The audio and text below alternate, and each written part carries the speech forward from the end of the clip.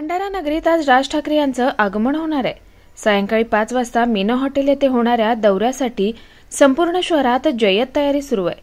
ठिकठिकाणी बॅनर लागले असून समर्थकांमध्ये विशेष उत्साह दिसून येतोय। महाराष्ट्र नवनिर्माण सेनेचे सरचिटणीस अखिल चित्रे यांनी मीना हॉटेलमधून माहिती दिली आहे की आज सायंकाळी 5 वाजता MNSचे अध्यक्ष राज ठाकरे भंडारा जिल्ह्याच्या दौऱ्यावर आहेत। या दौऱ्याचा मुख्य उद्देश जिल्ह्याच्या विविध समस्या जाणून घेणं आणि आगामी निवडणुकांसाठी नवीन चेहऱ्यांची निवड करणे आहे। राज ठाकरे यांच्या या दौऱ्याने जिल्ह्यातील राजकीय वातावरण तापण्याची शक्यता आहे। राजसाहेब ठाकरे नवनिर्माण यात्रावर महाराष्ट्राच्या प्रत्येक जिल्ह्यात हे भेट देत आहेत।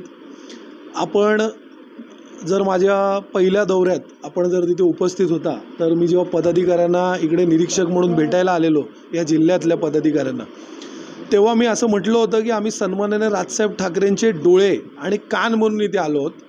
ज्या काय समस्या आहेत, तुमचं जे काय म्हणणं आहे ते सन्माननीय राजसाहेब ठाकरेंपर्यंत पोहोचवण्यासाठी इथे आलो आहोत। तर इथे प्रखर्षांनी आम्हाला जाणवलं की इकडे जिल्ह्यात सगळ्या पदाधिकाऱ्यांचं, कार्यकर्त्यांचं, महाराष्ट्र सैनिकांचं, सगळ्यांचं असं म्हणणं होतं की सन्माननीय राजसाहेब ठाकरेंनी भंडारा जिल्ह्यात यावं। तेव्हाच मी सगळ्यांना, मी आणि माझे सहकारी वैभवजी घेडेकर आमचे सरचिटणीस, आम्ही यांना आश्वासन दिलं होतं की सन्माननीय राजसाहेब ठाकरे हे लवकरच भंडारा जिल्ह्यात येतील। त्याप्रमाणे सन्माननीय राजसाहेब ठाकरे हे भंडारा जिल्ह्यात उद्या येत आहेत।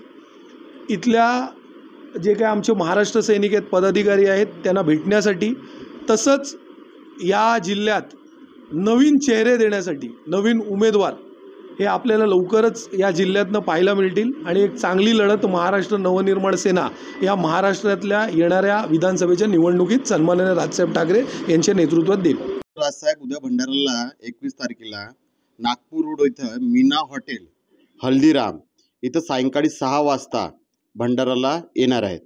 तरी बहुसंख्याने इथले भंडारा जिल्ह्यातले सगळे तालुका शहरातले लोक इथं जमा होणार आहेत, साहेबांची भेट घेणार आहे, भेटामध्ये बैठकी होणार आहेत आणि याच्यामध्ये आपण सगळं जिल्ह्याच्या आपल्या समस्या सांगणार आहोत। आज भंडारा जिल्ह्यामध्ये आज आपल्याकडे रोजगार नाही आहेत, कारखाने नाही आहेत, शिक्षणासाठी आपल्याला भंडाराच्या 12वी नंतर सेकंड इयर नंतर फायनल नंतर आपल्याला मुलांना नागपूरला पाठवावं लागते शिक्षणासाठी। ही फार एक मोठी शिक्षणाची इथं समस्या आहे। जनरल हॉस्पिटलमध्ये मशिनऱ्या नाही, डॉक्टरांचा सगळा आणि मोठ्या प्रमाणावर प्रायव्हेट हॉस्पिटल आहेत, पण या प्रायव्हेट हॉस्पिटलमध्ये जी सुविधा आपल्याला हवी आहे, ज्या आजारावर जो उपचार व्हायचा आहे त्या मोठमोठ्या आजारांसाठी आपल्याला नागपूरच गाठा लागते।